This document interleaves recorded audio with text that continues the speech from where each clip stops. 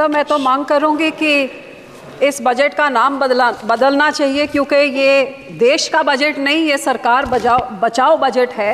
जो देश का बजट होता तो फिर देश में 28 राज्य हैं, कितनी सारी यूनियन टेरिटरीज हैं, सब मिला के तो ये तो 37 के करीब हो, लेकिन पूरे बजट में केवल 9 राज्यों का नाम था और सबसे उसमें ज़्यादा बजट तो वो 2 राज्यों को मिला जिसकी लाठी के, जिसके कंधे के सहारे में ये सरकार चल रही है। तो ये देश का बजट नहीं सर, ये सरकार बचाओ बजट था।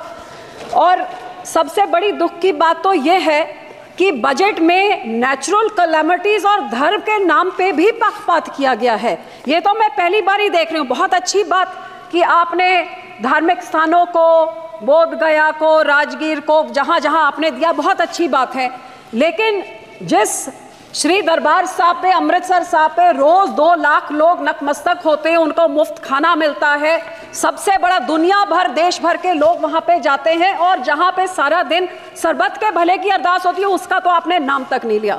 और फिर मैं नेचुरल कैलेमिटीज की बात करूं तो फ्लड रिलीफ आपने राज्यों को दिया, बहुत अच्छी बात। जैसे मेरे सहयोगी ने मेरे से पहले बोला कि ये जो पानी आता है हिमाचल को आपने दिया पैकेज, तो हिमाचल का पानी पंजाब में आके पंजाब को जब डुबो देता है और तबाही मचाता है, तो पंजाब को आप क्यों भूल जाते हैं? जब पानी डैम में भर जाता है तो आप डैम खोल देते हैं और हमारा पंजाब डुबा देते हैं। जब घग्गर रिवर का लेवल ऊपर हो जाता है तो चुप-चुपीते साथ के राज्यों को बचाने के लिए बंद तोड़ देते हैं और हमारे गांव को डुबा देते हैं। तो जब बाढ़ आती है तो उनको आपने दिया पैकेज, में उसका आपको आभार प्रकट करती हूँ, लेकिन हमारे राज्य के साथ क्या दुश्मनी है? क्या पंजाब के जनता, पंजाब के लोग, पंजाब के किसान, पंजाब का इंफ्रास्ट्रक्चर सरकार को मैटर नहीं करता?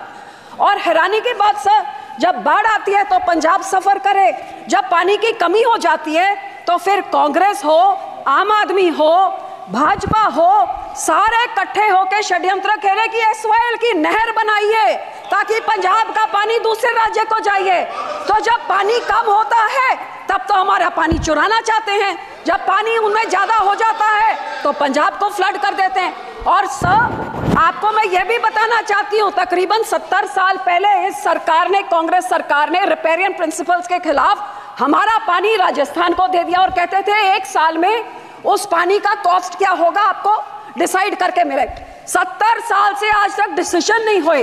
तो जो पानी हमारा दूसरे राज्य को रिपेरियन प्रिंसिपल के अगेंस्ट जा रहा है, या उसको बंद किया जाए या हमें उसका पैसा दिया जाए, ये मैं आपसे आज मांग करती हूँ। सर, दूसरा मैं ये भी आपसे मांग करती हूँ कि सेंट्रल ग्राउंड वाटर जो कह रहा है कि पंजाब के सारे ब्लॉक्स क्रिटिकल हो गए हैं, हमारे ट्यूब में, हमारे वेल्स में पानी नीचे जा रहा है। आज की रिपोर्ट तो ये भी है कि टॉक्सिसिटी इतनी हाई है कि पीने लायक नहीं है। तो ये सर, हम लोग को तो मदद करनी चाहिए और इस पूरे बजट में मदद की बात दूर, हमारा नाम तक नहीं लिख गया। हमें डिमांड करती हूँ कि पंजाब को भी दिया जाए। दूसरी सर, मैं किसानों पे आना चाहती हूँ। 4 पिलर बोले थे, युवा, महिला, गरीब, किसान। किसानों को तो मैं बोलना नहीं चाहती, जो कितने किसान खुदकुशी कर चुके हैं, शहीद हो गए हैं, आज तक धरने में बैठे हुए हैं। लेकिन जो ये किसान हकी सरकार होती जो कहती थी 2022 तक हम किसान की आय दुगनी कर देंगे, तो मुझे इतना ही समझा दे कि 2022-23 में तो एग्रीकल्चर ग्रोथ 4.7 थी, तो फिर पिछले साल 1.4 क्यों रहेगी जिनकी पॉलिसीज इतनी अच्छी है? हकीकत यह है कि किसानों के ये दुश्मन हैं, किसानों के हिमैती नहीं हैं। आज हर एक तरह से महंगाई की मार देखिए। आज जो 6 साल 8 साल पहले 40 किलो का बीज का एक बैग होता था, वो 800 से 1200 होता था, 2000 हो गया। डीएपी 3 गुना बढ़ गई कीमत, पोटैश 900 से 1700, जो लेबर का कॉस्ट होता था वो भी 3 गुना हो गया, जो हार्वेस्टिंग के लिए होता था वो भी 3 गुना हो गया, जो मशीनरी की रेंटल होती थी, डीजल आपने 47 से 90 कर दिया, तो वो आप सोच ले कहां तक। सो जहां किसान को रिलीफ देनी थी, उसमें रिलीफ क्या दी? मनरेगा में 0 इंक्रीज। लोग सोचते थे आप बढ़ाएंगे, अमाउंट बढ़ाएंगे, दिन बढ़ाएंगे, 0। क्रॉप इंश्योरेंस क्रीप को -2.6% उसके अमाउंट में कटौती करी। यूरिया सब्सिडी में -7.4 की कटौती। न्यूट्रिएंट बेस्ड सब्सिडी में -25% कटौती। गरीब कल्याण योजना का बजट 3.3% घटा दिया। किसान सम्मान निधि का 10% घटा दिया। 18 से 22 तक जितने फार्मर्स कवर्ड अंडर फसल बीमा योजना या सबका 8-9% उनका कट गया। और पंजाब की जब मैं बात करूं तो पंजाब की बेनिफिशरी जो पीएम किसान निधि में थे और आवास योजना 2018 से घटते ही जा रहे हैं सर। तो मैं ये कहना चाहती हूँ कि जो किसान देश का पेट भरता है, किसान सबसे ज्यादा जो योगदान पाता है, ये 80 करोड़ लोगों को जिनको आप फ्री राशन देते हैं, उस किसान के साथ आप दुश्मनी क्यों दिखा रहे हैं? मैं अपील करती हूँ सरकार को कि जो MSP legal guarantee Swaminathan commission की रेकमेंड C2+ 50% उसको लागू करें। मैं ये भी बेनती करती हूँ, सजेशन सब 2-4 सजेशन देती हूँ कि जब तक आप नहीं करते कम से कम भावांतर स्कीम लाइए जिसकी एमएसपी पे नहीं बिक रही हो, मिडल जो बीच का रह जाता है वो दे। एक फार्मर फ्रेंडली क्रॉप इंश्योरेंस कोई स्कीम आप लेके आए जिससे किसानों का फायदा हो, इंश्योरेंस कंपनी का नहीं। और जो किसान के जो इम्प्लीमेंट्स हैं इन पे आप जीएसटी को खत्म करिए ताकि किसानों का कुछ फायदा हो, उनकी फल सब्जियां बचे, जिससे किसान की महंगाई, मानसून आ रहा है, टमाटर के रेट कहां चले जाएंगे। जी आप इम्प्लीमेंट्स में जीरो करें तो बहुत कुछ फायदा हो जाएगा। सर आखिर में पंजाब की इंडस्ट्री 7 की स्टेटों को टैक्स इंसेंटिव्स देके तबाह कर दिया, हमारी इंडस्ट्री भाग गई है।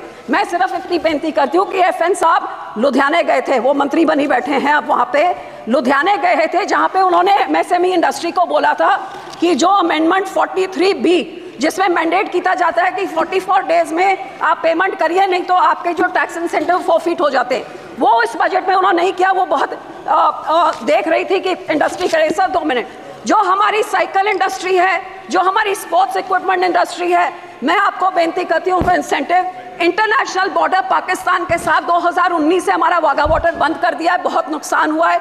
ये बॉर्डर खोला जाए और हमारे राज्य को कोई टैक्स इंसेंटिव्स दिए जाए, साइकिल इंडस्ट्री को, स्पोर्ट इंडस्ट्री को बॉर्डर खोल के, ताकि हमारे इधर का व्यापार बढ़े और नौकरियां भी बढ़े। आखिर में सर मैं सिर्फ आपको यही कहना चाहूंगी, ये कांग्रेस पार्टी और आम आदमी पार्टी ने 10 सालों में पंजाब के खजाने को लूट के तबाह कर दिया है। हमारा यहाँ पे इतना ज्यादा करोड़ 3.4 लाख करोड़ का कर्जा एक छोटे से राज्य पे चढ़ गया। GSDP रेशो 49% हो गया है। तो सर आप इनको सजा देने के लिए आप RDF रोक देते हैं, हेल्थ मिशन का रोक देते हैं, पर पंजाब के लोगों का क्या कसूर है?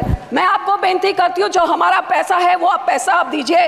अनएम्प्लॉयमेंट रेट जो देश में उसका दुगना है, ड्रग अब्यूज से हमारा राज्य जूझ रहा है। और पंजाब में औरतों का तो ये हाल है कि कुपोषण वो भी बढ़ गया है, अनीमा भी बढ़ गया है। और आंगनवाड़ी के जो राशन मिलता है गरीब बच्चियों के लिए, लैक्टेटिंग मदर्स, प्रेग्नेंट मदर्स और बच्चों के लिए, वो इनकी सरकार ने, आम आदमी की जो सरकार वहां पे है, वो वेरका मिल्कफेड प्राइवेट आधारों से लेके प्राइवेट कॉन्ट्रैक्टर्स को देके सब स्टैंडर्ड चीजें लोगों को देके करोड़ों का घपला हो रहा है। तो सर पैसे ना रोकिए, इनको पिनलाइज करिए ताकि लोगों को उतना हक मिले।